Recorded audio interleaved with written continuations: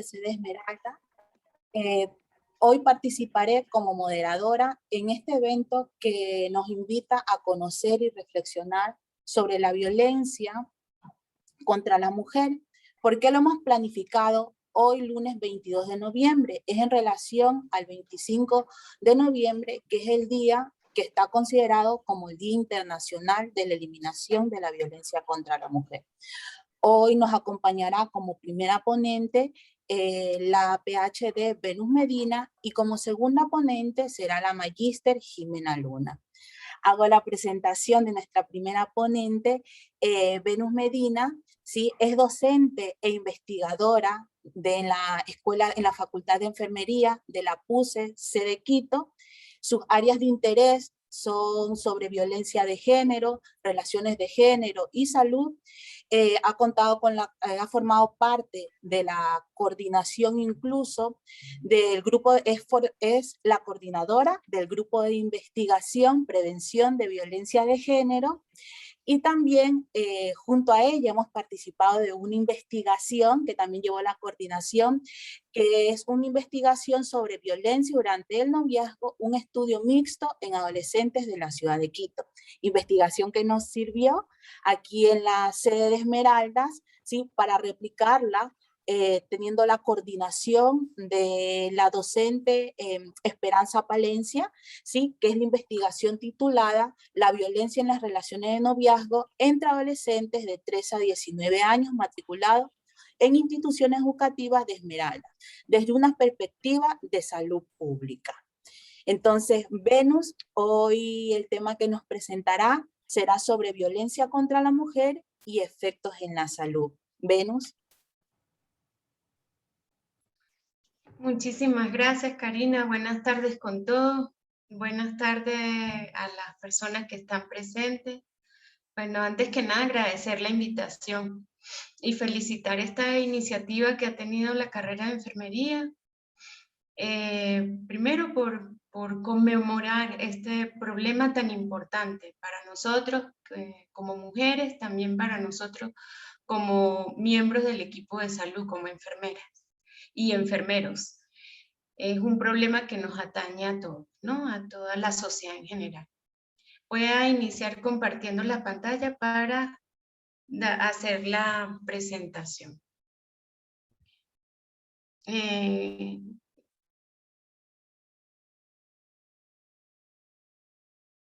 importantísimo que cuando se acercan los días el día de la conmemoración de la erradicación de la violencia contra la mujer, es importantísimo realizar este tipo de actividades porque es una forma de mantener presente y de establecer nuestro compromiso hacia la erradicación del problema. Nosotros como enfermeras y enfermeros también tenemos muchísimo que aportar en esta área y por ello es tan importante conocer cuáles son esos signos o síntomas que nos pueden indicar que una persona, que una mujer está en presencia de una situación como esta, que es la violencia.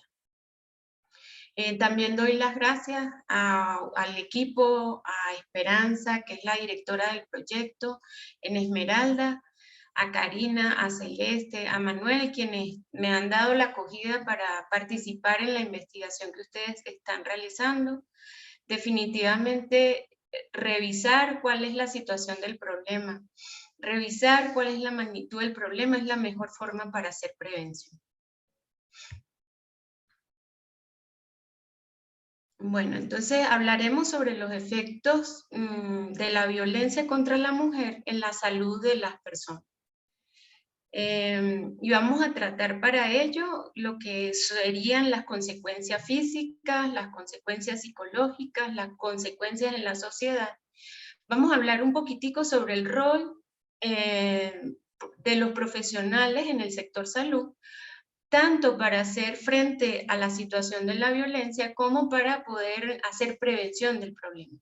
Y para poder explicar el rol que nos compete a nosotros, voy a utilizar como base un modelo que propuse para que las enfermeras y los enfermeros lo implementemos en el servicio, ya sea que estemos durante la atención primaria en salud o durante el momento en que asista al servicio de salud una persona que ha sido violentada por estas circunstancias, ¿no? Vamos a hablar un poquito de lo que es evidente. Y lo que es evidente es eso que tiene que ver con el maltrato y que llega a una situación donde ocurre un daño a nivel físico, ¿no? Y eso es lo que más estamos acostumbrados a observar. Eso es lo más evidente, ¿no? Y vamos a iniciar entonces con lo que sería la primera consecuencia física grave, que es el feminicidio. Si nosotros revisamos las cifras en Ecuador, en lo que va de año, revisamos las estadísticas de la Fundación Aldea, desde el 1 de enero hasta el 30 de junio nos vamos a dar cuenta que surgieron durante ese momento 105 muertes violentas en mujeres en todo el país, ¿no? Las zonas más críticas, hablando desde el punto de vista territorial, quienes son las más afectadas son las mujeres que están en Guaya, en Manabí, en Los Ríos, ¿ok? En Pichincha, ahí es donde han surgido o donde han sucedido la mayor cantidad de feminicidios durante este año, hablando solamente de lo que fue el 1 de enero hasta el 30 de junio, ¿no? Vamos a observar también que en esta población, fíjense que en Esmeralda, bueno, sucedieron 2 asesinatos. La mayoría de estas mujeres, el 50% de ellas estaban embarazadas. Otra característica importante es que la población más afectada son aquellas mujeres que van entre 25 y 34 años de edad. ¿Okay? Como aspecto relevante en cuanto a la forma más grave de la violencia física. Por esta circunstancia, no sé si se estará proyectando. Por esta circunstancia quedado del feminicidio en Ecuador, un aproximado desde el año 2014 que la Fundación Aldea ha realizado esta actividad que trata de colocar en territorio todas las muertes o todos los casos que tienen que ver con violencia de género. Entonces, en Esmeralda, desde el año 2014 hasta ahorita, pues han quedado 48 niños huérfanos a causa del feminicidio, ¿no? Entonces, vemos que no es un problema que afecta solamente la salud de la persona que está directamente afectada, la vida o la salud de la persona que es directamente afectada por el acto violento, sino que también trae una consecuencia muy grave en lo que es la familia, especialmente en los niños y las niñas, en los adolescentes, quienes quedan huérfanos y quienes quedan sin protección sin la presencia de una figura tan importante como lo es la madre, ¿no? Cuando revisamos en relación a las lesiones, pues en las lesiones podemos observar que se pueden presentar lo más evidente, moretones, fracturas, pero también las mujeres que son víctimas de violencia pueden ser objeto de sufrir algún tipo de discapacidad crónica o permanente, ¿no?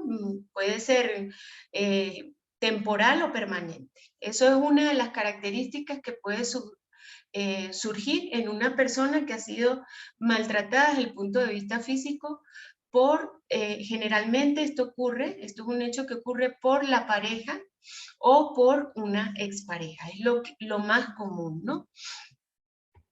¿Qué es otro aspecto relevante? El año pasado, específicamente durante el periodo de confinamiento, se observó muchos países que llevan, digamos, como informes bastante estrictos sobre el seguimiento de la violencia íntima de pareja, sobre todo países como China, Estados Unidos, Canadá, algunos países europeos, pues sí observaron un incremento significativo, especialmente durante ese periodo del confinamiento.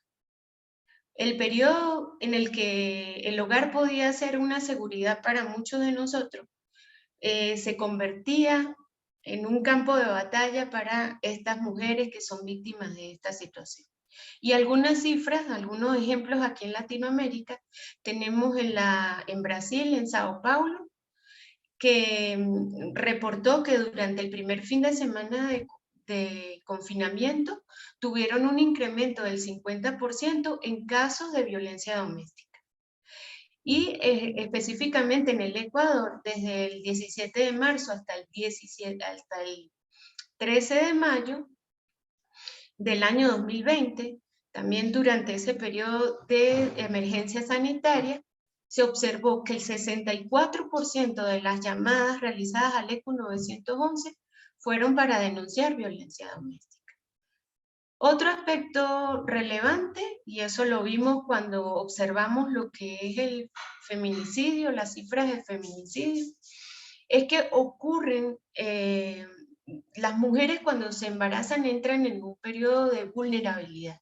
Y durante ese periodo también las mujeres que son víctimas de violencia, pues se ve que en esos periodos aumenta o se incrementa las amenazas, las lesiones hacia la mujer, ¿no? Y todo lo que es la violencia física y la violencia psicológica se ha observado, y eso se ha analizado a través de estudios científicos, que se observa un incremento en la violencia durante esta etapa. Entonces, especialmente cuando ella está más vulnerable. ¿Qué otro aspecto podemos observar nosotros aquí? Que esas lesiones durante el embarazo no solamente van dirigidas hacia las mujeres, sino que muchas veces van dirigidas también hacia los niños, que cuando tratan de defender a su madre, con frecuencia salen heridos por esa situación. Entonces, no solamente es la mamá la que se ve afectada durante el embarazo, son los niños también que se ven afectados cuando van en defensa de su madre, quien está siendo asaltada por su pareja o expareja, y ellos también resultan heridos. Otro de los aspectos que nosotros vemos durante el embarazo es que las madres normalmente presentan amenazas de parto prematuro, abortos, o los niños nacen con bajo peso. Esas son una de las características que observamos, o son una de las consecuencias físicas que observamos en la madre, que es violentada y que se observa esta situación durante el embarazo.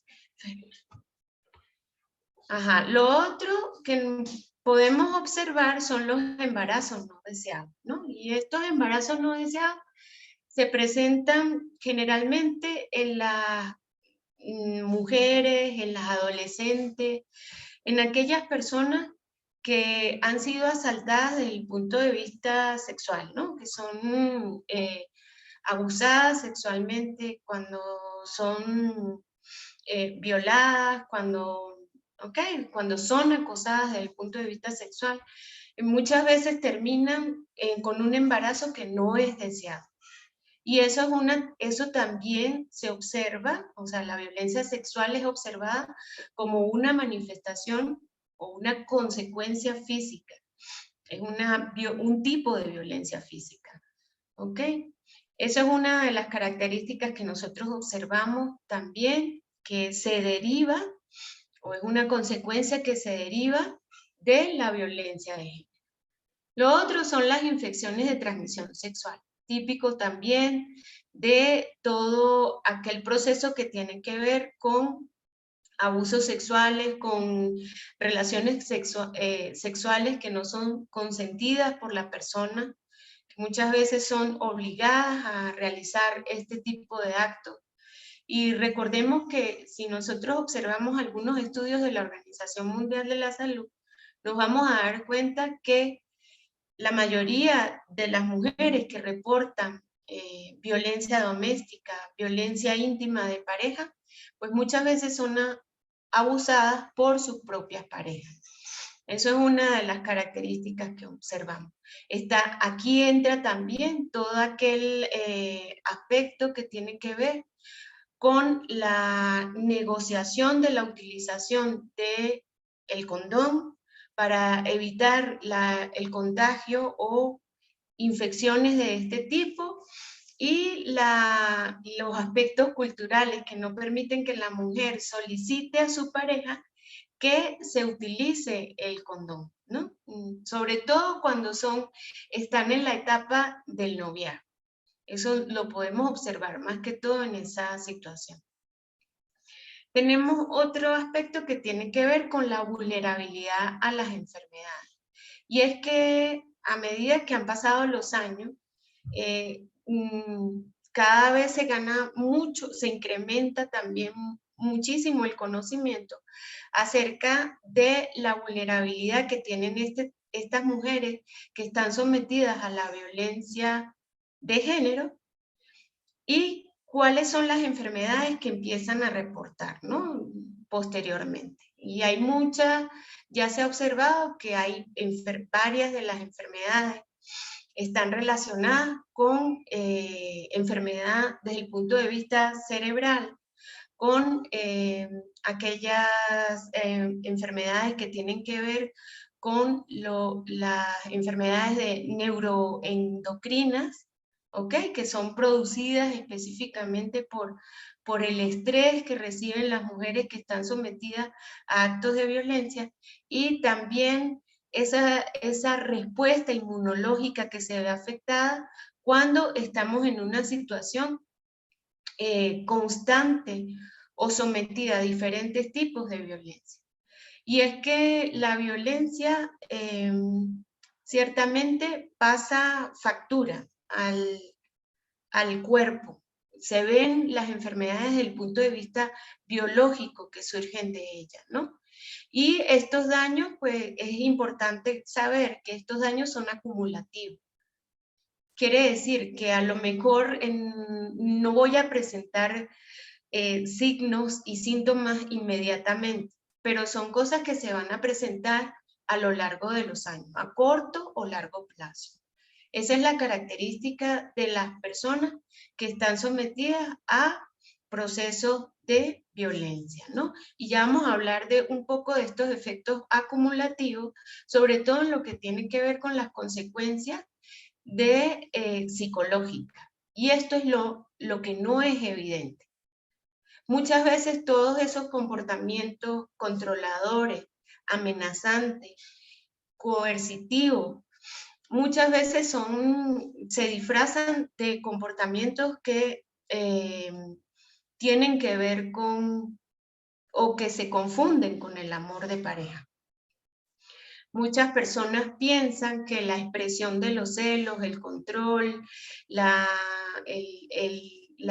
permanente indagación de con quién estás, cómo estás, qué piensas, qué hace, muchas veces las personas pueden confundir esos comportamientos que son abusivos con muestras de amor.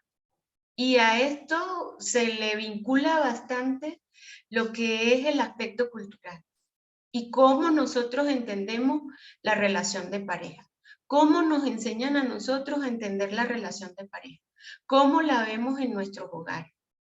¿Ok? Y por eso es que esto es lo que es tan difícil muchas veces de detectar. ¿Sí?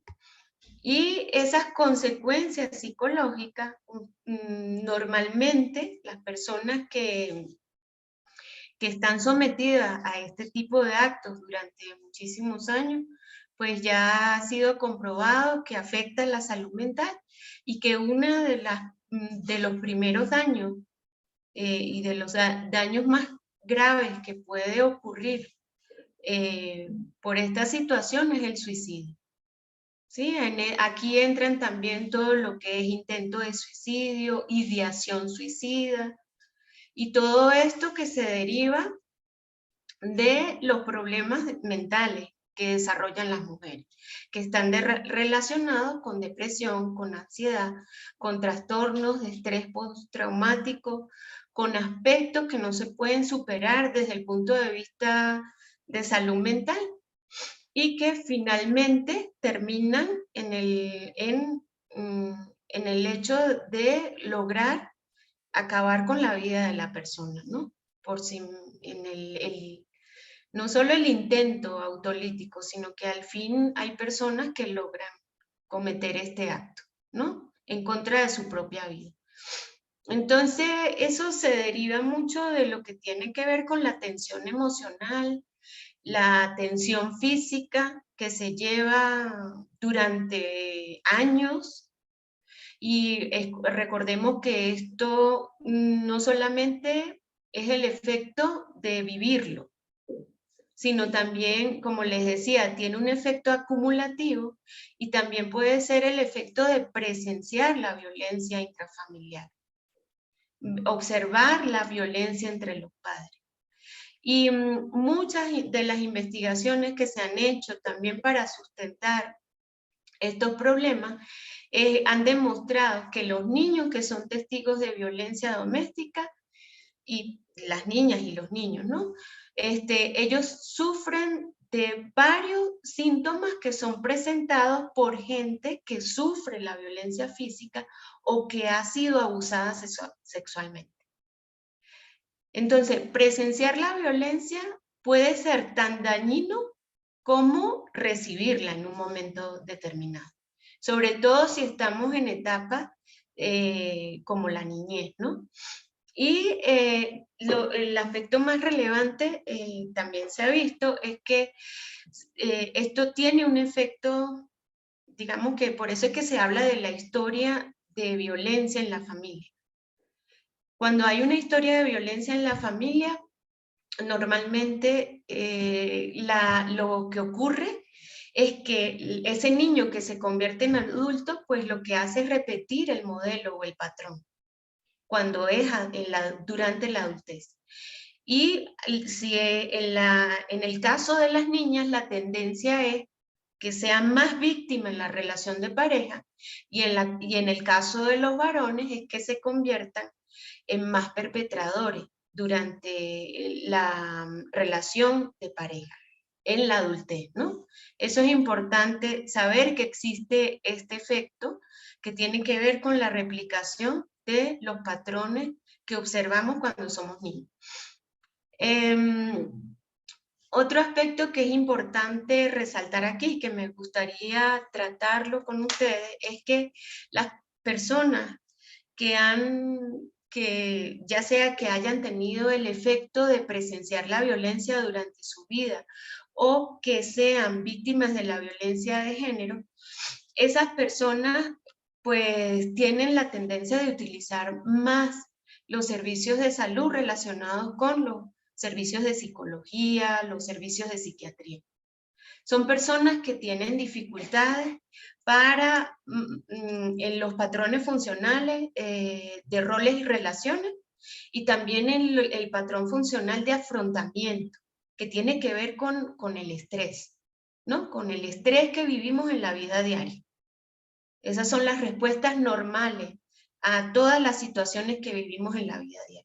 Pero una persona que ha sido violentada o que tiene una historia de violencia, normalmente es una persona más infeliz, es una persona que le cuesta resolver los problemas, los desafíos que se presentan a diario, en el trabajo, en la vida cotidiana. Son personas más inseguras, son personas que necesitan más reconocimiento, son personas incluso que se vuelven más violentas con los demás, en las relaciones con los otros.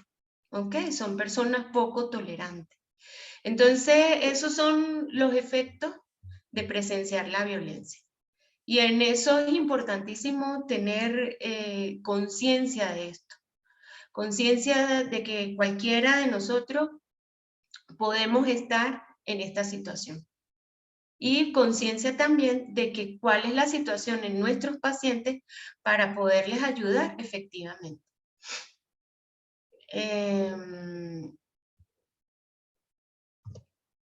No me acuerdo, no sé cuánto. Cuando hablamos de las consecuencias en la sociedad, no sé cuánto tiempo me queda. ¿Me puede interrumpir, Karina? No sé. Vale, de los 5 minutos.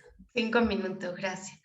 En cuanto a las consecuencias en la sociedad, pues ya sabemos que si nosotros observamos la agenda del año 2030 para el desarrollo sostenible, nos damos cuenta que varios de los objetivos están enfocados hacia conseguir la igualdad de los géneros, ¿no?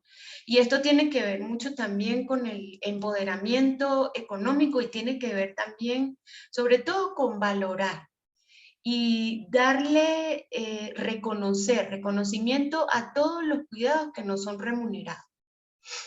Y lograr una igualdad en el sentido de que todos debemos cooperar en esos cuidados.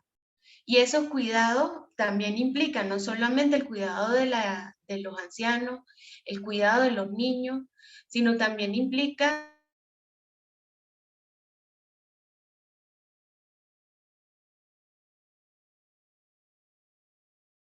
un gran, muchísima cancha para trabajar esa área y ayudar a las familias a superar este problema, ¿no? Si hablamos en relación a lo que cuesta esto a la sociedad, pues sí hay unos costos agregados en atención médica, sobre todo cuando van las personas heridas, porque esos son situaciones que son prevenibles, ¿ok? Esos son situaciones que no deberían ocurrir. Una fractura, una lesión, días de hospitalización a causa de una violencia en el hogar, la utilización de los servicios de psicología o psiquiatría, porque la gente no puede manejar los niveles de ansiedad, ya es la situación emocional rebasa su propia capacidad y tiene que utilizar los servicios de salud, pues entonces eso genera un costo a la sociedad. Todo el tratamiento de las lesiones físicas y psicológicas genera un costo sustancial al Estado. Y lo otro son los efectos en la productividad y el empleo, ¿no? El impacto económico del abuso puede extenderse a pérdidas en el potencial de ingreso de la mujer. Es decir, que ella podría dejar de trabajar o puede dejar de trabajar en el caso de estar confrontando una relación de pareja dominante, ¿no? Entonces, eso también es importante que nosotros conozcamos. No hay solamente un impacto en la salud, en la mental y en la parte biológica o en la parte física, sino que también hay un daño que es colateral a la sociedad. Y aquí les traigo una pequeña, 3 minutos para hablarles un poquito de cuál sería el rol profesional en el sector salud. Entonces, manejar por sobre todas las cosas o promocionar por sobre todas las cosas las relaciones igualitarias. Ese es el principal rol que tenemos nosotros. ¿Y cómo lo hacemos? ¿Cómo lo hace una enfermera y un enfermero? A través de la educación. Sin embargo, cuando nosotros estamos en un servicio de salud y nos llega una mujer que es víctima de violencia, nosotros lo primero que vamos a realizar es el diagnóstico. Y esto lo podemos realizar, hacer fácilmente preguntando. ¿Preguntando qué? Preguntando sobre el patrón funcional de roles y relaciones. Nosotros, es casada, ¿cómo le va en su pareja? ¿Cómo le va en su hogar? ¿Cómo le va? ¿No? ¿Cómo se siente? ¿Cómo se llevan? Preguntarlo naturalmente. Cuando usted pregunta de forma natural, y ese Ecuador no tiene ese problema, porque en la historia de salud familiar se encuentra estipulado el registro de esta situación. Entonces, es mucho más fácil hacer el abordaje para hacer el screening de violencia de género en el Ecuador. Entonces, aquí nosotros lo que tenemos que implementar son nuestras habilidades de comunicación. Preguntar, aprender a escuchar, aprender a observar esos signos que a lo mejor la persona le da miedo comunicarlo, pero si estamos en el sector salud, es una posibilidad de que la mujer que ha sido maltratada nos pueda comunicar que está en esa situación. Entonces esa oportunidad no se puede perder. Y en ese momento que logramos detectar que ciertamente la persona es víctima de la violencia de género, debemos valorar el riesgo. Si el riesgo, es decir, si la vida de la persona peligra, hay que actuar inmediatamente. Si no, la invitación debe ser para concientizarla de que hay aspectos que no son normales y que debe asumir una posición firme para poder dar el paso y generar el cambio en su propia vida, ¿ok? El segundo paso, que ya es una acción más de multidisciplinar, porque el diagnóstico es totalmente disciplinar, es una actividad que podemos hacer nosotras y nosotros como enfermeros, como profesionales de la enfermería, pero lo que es el aspecto de consejería ya podríamos, dependiendo de la experiencia, pues podemos hacerlo con otros profesionales de la salud o nosotros mismos, ¿no? Entonces ahí nosotros lo que tenemos que explorar son los apoyos de la mujer que es víctima de violencia, fortalecer en ella la confianza y ofrecer los servicios existentes, ¿no? En la acción siempre establecer un plan. Dependiendo de la gravedad de la situación, establecer un plan de qué hago si me está sucediendo una situación que ponga en peligro mi vida. De hecho, ahorita en el periodo de la pandemia se generó un sistema de alarma, o sea, era contactar con una persona de confianza y hacer mediante la seña, ¿no?, que estaba en peligro. Y eso ayudó a salvar la vida de muchas mujeres, no solo en el mundo, en todo el mundo. Estas son acciones que se implementan para poder evitar que la persona esté sufriendo este tipo de situaciones. Bueno, y lo otro es la prevención, la educación universal y selectiva. No sé, aquí les voy a dejar la presentación con Karina. Como les dije, esto es parte de mi trabajo doctoral, que lo pueden revisar más a fondo posteriormente. Y con esto, lástima que el tiempo era tan poquito, con esto finalizo. Bueno, Venus, igual agradecer por tu presentación. Bueno, en este momento también invitamos a los participantes a que presenten sus dudas o reflexiones respecto a lo que nos has presentado. Bueno, ahorita cuando entre todo lo que nos presentaste, entre lo que nos comentaste era sobre que o sea, la capacidad que tiene la mujer, ¿sí?, en relación en la autonomía de su cuerpo, que se refleja luego para manejarse en otros ámbitos. De hecho, en este año, a inicios del 2021, USPA, ¿sí?, sacó una guía que se llama Mi cuerpo me pertenece. ¿Sí? Hay una guía, incluso lo dice, es para reclamar el derecho a la autonomía y a la autodeterminación de las mujeres. Y dice entre también sus inicios también que el poder que tiene una mujer para controlar su propio cuerpo, ¿sí?, ese poder está relacionado con el control que tiene en otros ámbitos de su vida. O sea, se extrapola, no solo es hablar el control que tengo en mi cuerpo, sino también este poder, ¿sí?, se lo relaciona con el control en otros ámbitos de la vida. Bueno, en este momento se ha presentado, ¿sí? Bueno.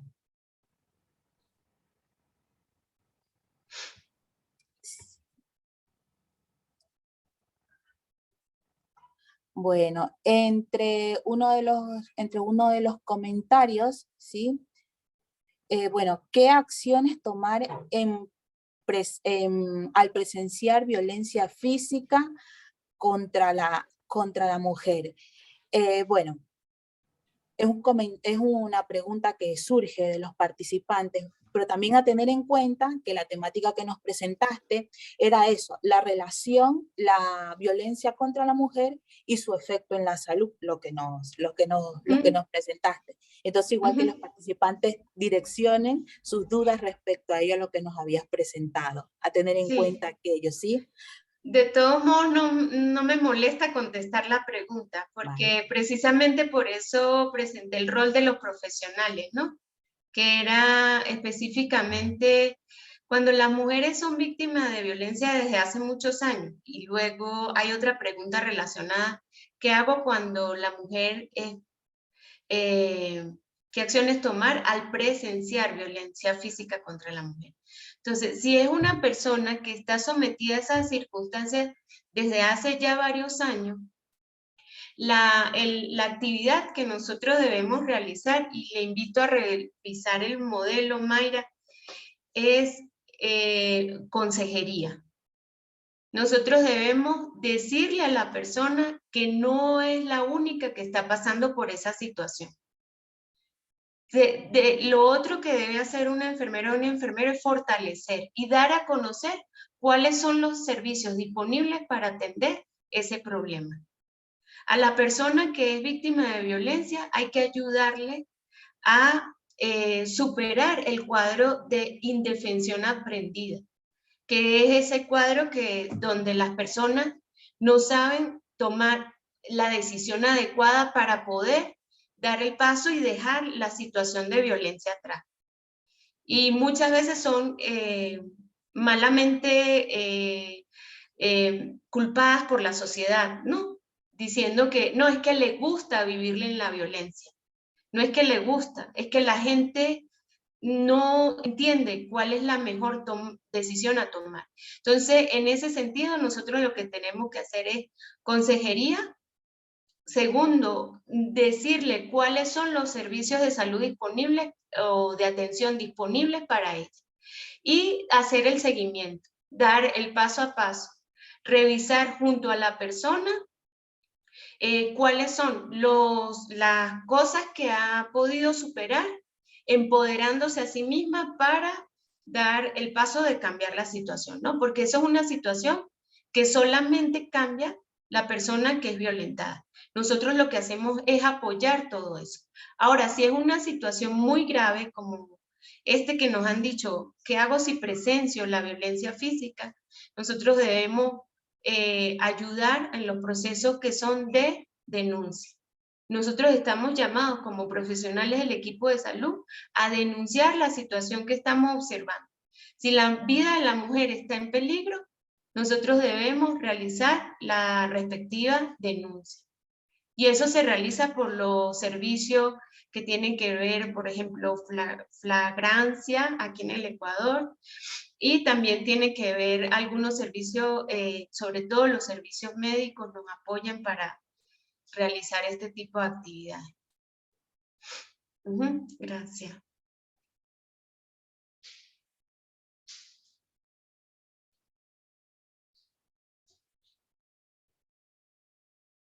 Bueno, sí, gracias, Venus, por tu respuesta. Y también igual tener en cuenta, que específicamente no recuerdo desde el año que empezó, pero en el Ministerio de Salud Pública se cuentan con una sala que se llama la sala de primera acogida, ¿sí? Esto incluso como respuesta, es una estrategia como respuesta a la erradicación y prevención de la violencia contra la mujer, ¿sí? Y como se dice, el Ministerio de Salud Pública no trabaja de manera aislada, ¿no? Esta sala de primera acogida tiene un trabajo interinstitucional. Las instituciones que participan, tenemos el MIES, la Fiscalía, la DINAPEN, la Comisaría de la Mujer y de la Familia, ¿sí? Entonces, a tener en cuenta eso, que nosotros trabajamos de manera interinstitucional. Fíjense que es el Ministerio de Salud Pública no trabaja de manera aislada, sino de manera interinstitucional. No sé si ha surgido igual otra pregunta. Vale. Bueno, Joana Onofre nos pregunta si existe la colaboración de organizaciones internacionales y nacionales para ayudar a erradicar la violencia contra la mujer. ¿Qué organizaciones de manera internacional conoces, Venus? Pues, o sea, lo que pasa es que la política de erradicación de violencia contra la mujer es una política global. ¿Ok? Nosotros todos estamos, o los países latinoamericanos se han suscrito convenios para poder implementar lo que son las políticas globales de la Organización de Naciones Unidas, ¿no? Que tienen que ver con ONU Mujeres, por ejemplo, con la Agenda de Desarrollo 2030. Entonces, la misma Organización Mundial de la Salud son organizaciones internacionales que apoyan la erradicación de la violencia contra la mujer. ¿Ok? Y en las organizaciones nacionales son todos estos organismos, por ejemplo, Ministerio de Salud Pública, ¿no? Todo lo que tiene que ver con la parte legal, la existencia de la ley de erradicación de la violencia contra la mujer en el Ecuador. Existe una gran cantidad de instrumentos legales y de organizaciones sociales que nos permiten a nosotros atender este problema desde el punto de vista multisectorial. Las mismas organizaciones que estás nombrando, Karina, eso es importante que nosotros lo manejemos para poder realizar estas derivaciones, sobre todo cuando estén en la rural, porque esas son situaciones que se les van a presentar. Ajá. Vale, gracias. Bueno, igual ya están surgiendo más preguntas, pero bueno, en relación al tiempo programado con las ponencias y el tiempo también programado para responder sí a los mensajes, por este momento ya hemos cerrado tu espacio, Venus, agradecer por tu ponencia y también a quienes de una u otra manera han escrito en el chat. Bueno, Venus, agradecer por tu ponencia y ahora voy a proceder a presentar a la siguiente ponente. Gracias, Karina, y gracias a todos por las preguntas. En este momento vamos a dar paso a la segunda ponente, a la magíster Jimena Luna, que actualmente labora en el Hospital General Delfina Torres de Concha como analista de calidad encargada del componente materno-neonatal y que actualmente forma parte del grupo de trabajo que está enfocado en la certificación de su institución como establecimiento de salud amigo de la madre y del niño, que es el ESAMIN. Nos va a presentar el tema, Jimena, sobre el ESAMIN como estrategia de prevención de violencia obstétrica.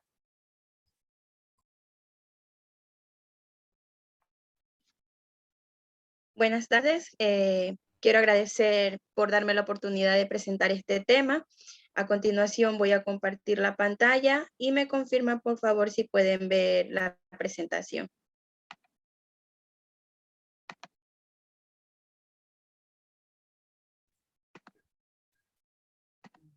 Está cargando recién el archivo, Jimena. Bueno, ahora ponle en modo presentación.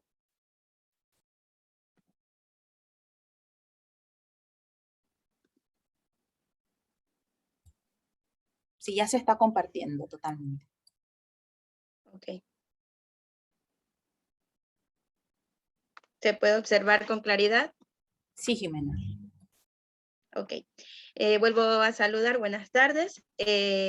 El tema enfocado del día de hoy en este webinar es acerca del ESAMIN y su participación para erradicar la violencia obstétrica. Pero para ello nosotros también debemos saber qué es la violencia obstétrica, cómo se define, el cual se define como todo trato irrespetuoso, abusivo o negligente contra las mujeres en un servicio ginecológico antes, durante el embarazo, parto y el posparto. La violencia obstétrica daña la salud física y emocional de las mujeres.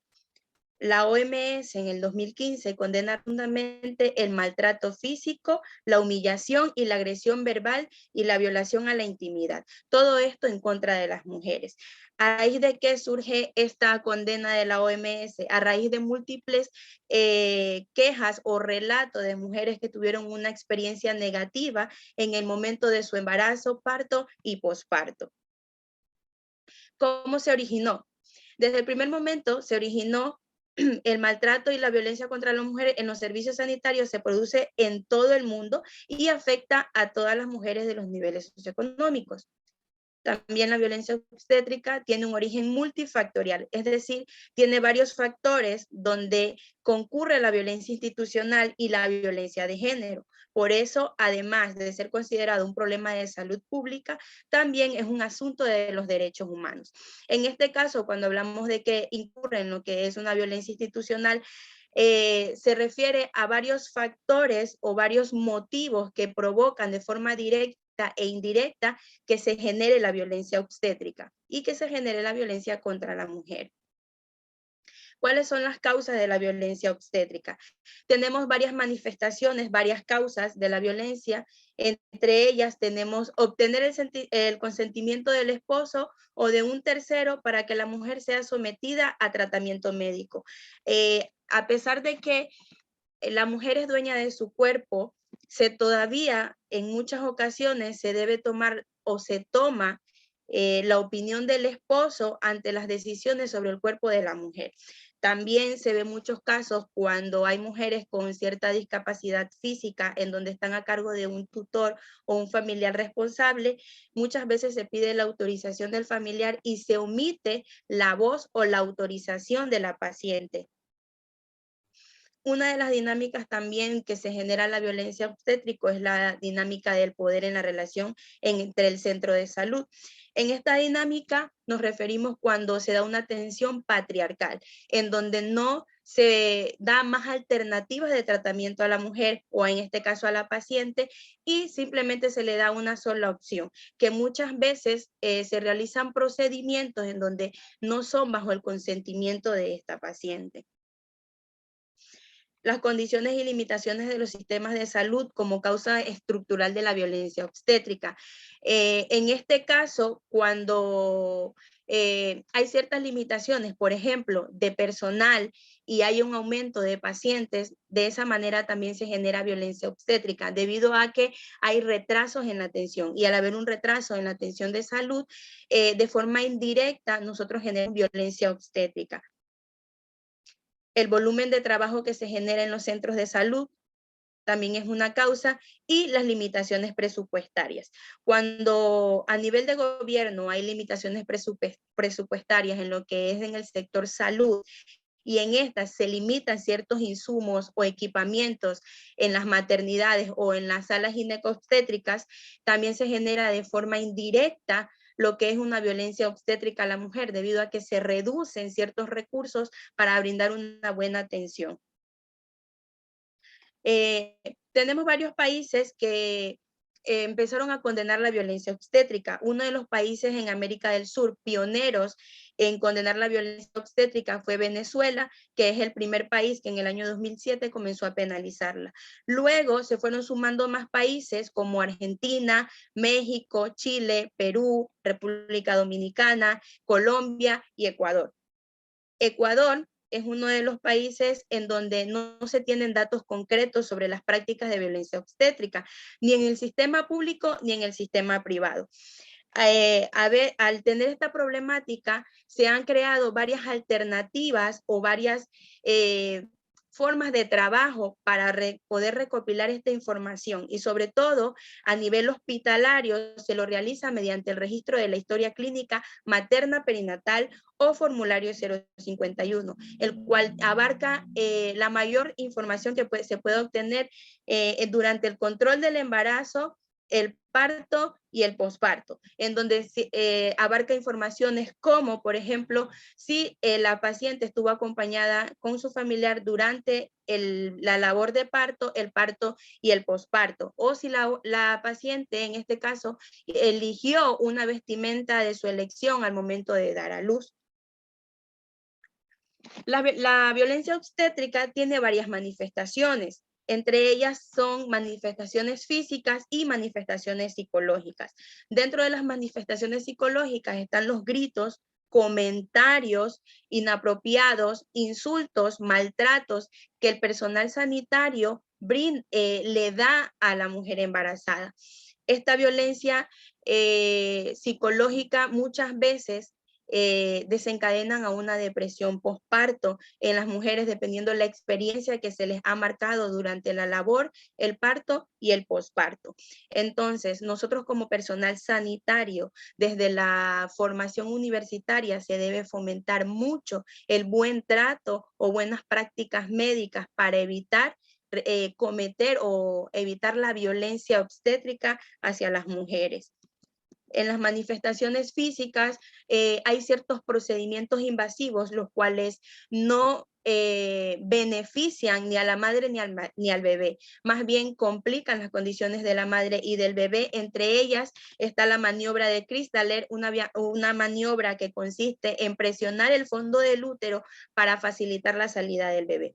Esta maniobra, este procedimiento invasivo no está permitido realizarlo en ningún centro sanitario, ni público ni privado, porque puede provocar una ruptura uterina y lo que va a hacer es complicar la vida de la madre y posteriormente también la vida del bebé.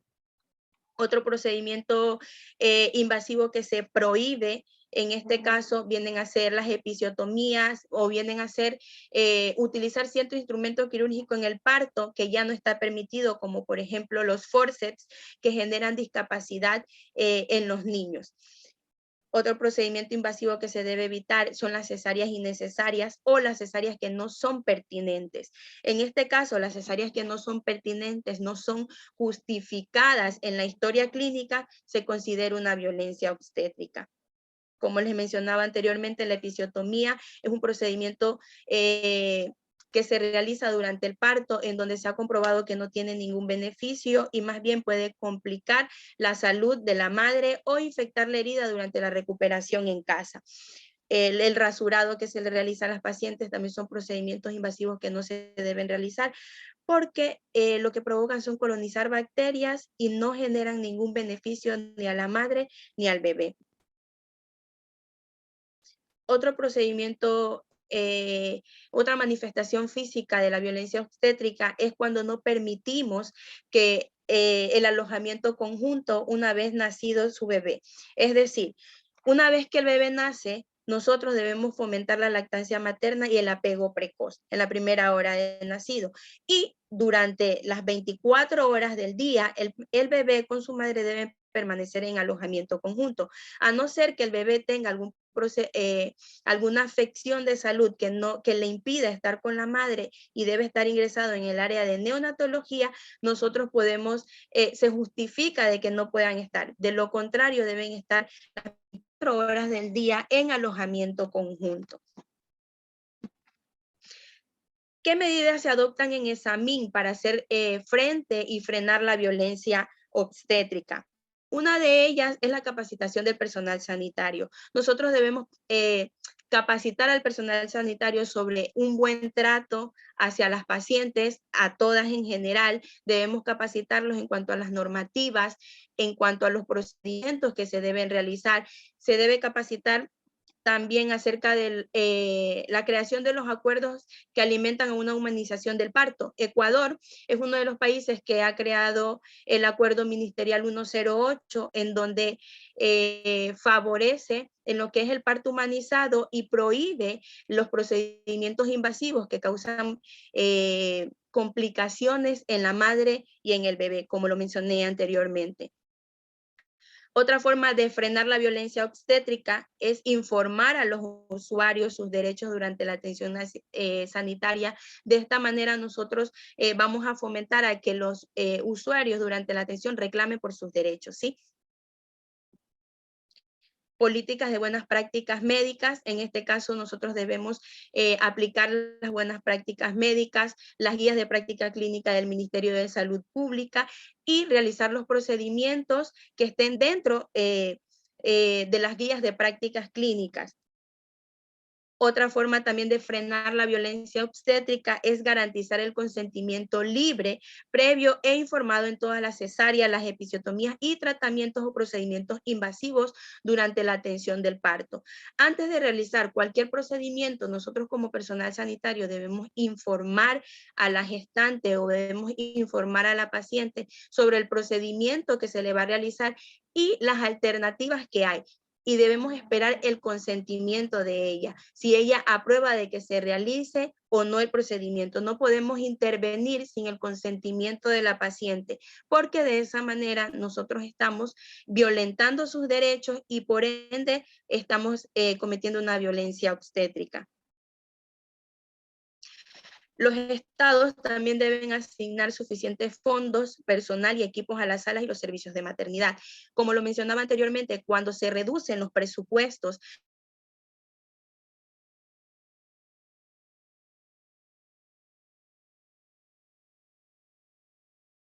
equipamiento e incluso se limita el talento humano ante el aumento el aumento creciente que tenemos de pacientes y por ende hay demoras en la atención. Esas demoras también generan violencia obstétrica en las mujeres. De antemano agradezco por esta oportunidad, por darme la oportunidad de presentar este tema y recordarles que nosotros debemos, desde la formación universitaria, luchar por un parto respetuoso, por brindar la información necesaria que necesite la paciente, preservar su intimidad e integridad dentro de los centros sanitarios, permitirle un familiar de su elección, que es uno de los derechos primordiales que tienen las gestantes en el momento de labor de parto, el parto y el posparto. Otra cosa que nosotros también debemos permitir es que la usuaria se sienta en confianza. Nosotros como personal sanitario debemos brindar la confianza necesaria para que ella se sienta cómoda, además de que se ha comprobado científicamente que al estar acompañada reduce el riesgo de una morbimortalidad materna y neonatal. De antemano les agradezco por la atención prestada.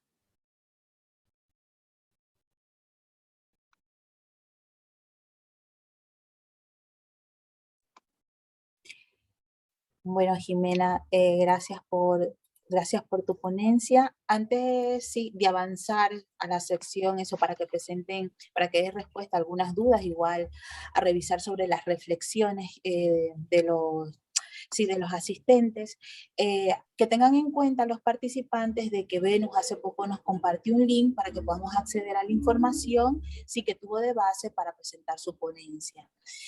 Bueno, entonces... invitamos a los asistentes a que presenten sus dudas y también reflexiones respecto a la ponencia que hace poco nos ha brindado Jimena. Sabes que Jimena también me resulta curioso de que, claro, porque cuando dice, bueno, nos deben preparar en la universidad lo que debemos saber respecto a cómo tratar a la paciente para evitar la violencia obstétrica. Pero has dicho algo clave, que hay factores externos que favorecen, que ya no depende del personal sanitario, que van a favorecer para la violencia obstétrica. O sea, nosotros como personal sanitario, por ejemplo, rotativo, estoy en una sala de centro obstétrico, yo no controlo la distribución de insumos, no controlo la distribución, no controlo la contratación de equipos. Entonces, el no disponer de estos insumos, por ejemplo, estos insumos y algunos equipos, entonces también genera violencia obstétrica. No lo había reflexionado de esa manera. Sí, al tener limitaciones de ciertos insumos, medicamentos y equipamientos, nosotros estamos generando violencia obstétrica. Un ejemplo que se puede poner en este caso es cuando se realiza una episiotomía. Al momento de suturar, al no tener el anestésico local para colocarle y suturar a la paciente, como decirlo, sin anestésico, estamos generando violencia obstétrica. A veces las condiciones de trabajo se prestan para generar violencia obstétrica, la limitación de personal, la limitación del talento humano se presta para generar violencia obstétrica. Entonces, cada vez que se limitan los recursos a nivel de salud o se limita el presupuesto a nivel de salud, se está limitando muchos insumos, medicamentos, talento humano y equipamiento que el personal operativo no lo puede controlar. Sí, y también, bueno, que voy leyendo los comentarios, sí, Respecto, bueno, Jerry nos dice que es interesante que se aborde la prevención de la violencia obstétrica ante una posible normalización del personal en comentarios que se hacen comunes en las salas. Sí, o por ejemplo, no recuerdo que a veces cuando uno estaba en la sala, bueno, que decía, usted puede, puje, puje, puje, puje. Eso, pero si la paciente aún no experimenta bueno, no sé, igual tú no sigues abarcando, la contracción, tampoco es por qué insistir a la paciente que se dice, que puje si la paciente aún no está experimentando una contracción. Sí, dirigir los pujos es generar violencia obstétrica. Muchas veces el desconocimiento del personal ante ciertos comentarios inapropiados durante la labor, el parto y el posparto con las usuarias genera violencia obstétrica. En este caso, el cuerpo de cada mujer es sabia. Los pujos son voluntarios, los pujos vienen solos. Dirigir los pujos, en este caso, es violencia obstétrica. No podemos, durante una labor de parto, animar de esta manera a una madre, indicarle puje, puje, puje, porque podemos provocar de que ella realice pujos cuando todavía no lo es o no es el momento indicado. ¿Cómo nosotros podemos abordar ese tema o cómo nosotros podemos animar a estas pacientes para en el momento de su labor de parto y el posparto? Es, tu cuerpo está preparado para recibir a tu bebé, eres una heroína, estamos aquí para apoyarte, estamos aquí para ayudarte, aquí está tu familiar de tu elección. De esas frases debemos normalizarlas dentro de los centros sanitarios y evitar frases como puje o frases que incluso responsabilizan a las pacientes sobre lo que pueda suceder en el parto, como las típicas frases que se suelen escuchar cuando se le dice, tú eres responsable de lo que le pasa a tu bebé si no colaboras en el parto. Entonces, son frases que marcan la salud emocional de esa mujer y pueden desencadenar a una depresión posparto.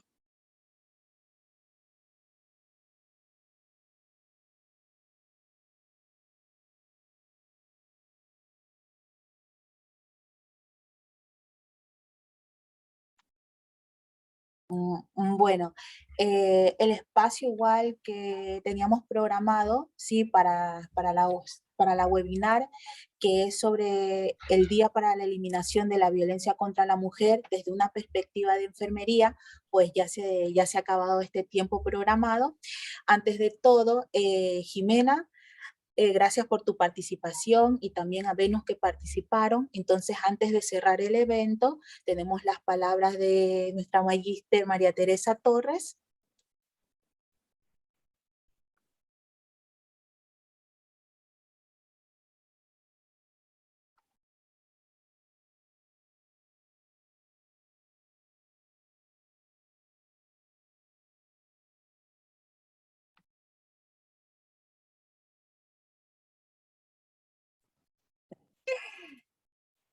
Y no tiene acceso a audio, parece.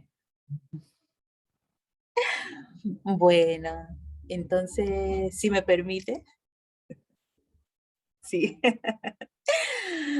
Bueno, igual, gracias gracias por la participación, a las ponentes por haber dedicado su tiempo para preparar su trabajo.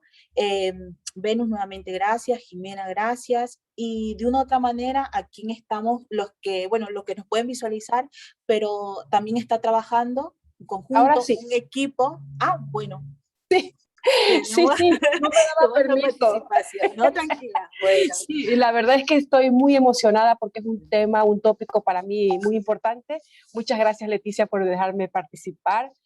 Felicitaciones, Venus, Medina, excelente participación. Jimena, un gustazo para mí verte súper segura, empoderada, conociendo mucho los programas, el proceso. Venus, una participación que nos quedamos con un sinsabor. Yo creo que te vamos a volver a invitar, incluso a Jimena, porque ha sido algo que estamos tocando y que cada día y día a día nos pasa, no solamente para preparar a nuestros estudiantes, sino también para cuidar a nuestros estudiantes, porque también dentro de eso hay estrategias situaciones que no permiten ir más allá de su academia, ¿sí? Es importante decir basta a la violencia, es un tópico creo que para todos en el mundo. La universidad está preparando, de hecho, nos ha capacitado, no sé si Venus tendrá conocimiento, nos capacitamos en un módulo tipo ya PhD, siempre digo yo de broma, en el cual estamos no festejando, pero sí tratando de irnos incursionando y poder plantear estrategias que permitan mejorar, ¿sí?, en la prevención, también en la parte de lo que es identificación de situaciones de violencia de género, que tanto nos está haciendo y nos está afectando tanto a la familia, sí, como a la sociedad. De antemano, muchísimas gracias por este espacio y de verdad estoy muy contenta y satisfactoriamente agradecida con Ana Karina Coronel por haber invitado a tan importantes ponentes, tan excelentes ponentes. Muchísimas gracias a todos los participantes. Bye. Bueno, entonces una vez sí que hemos tenido las palabras de cierre, María Teresa, pues bueno, dar por finalizado la webinar sobre el Día Internacional para la Eliminación de la Violencia contra la Mujer desde una perspectiva de enfermería. Adiós a todos. Gracias, chao. Gracias. Gracias, hasta luego.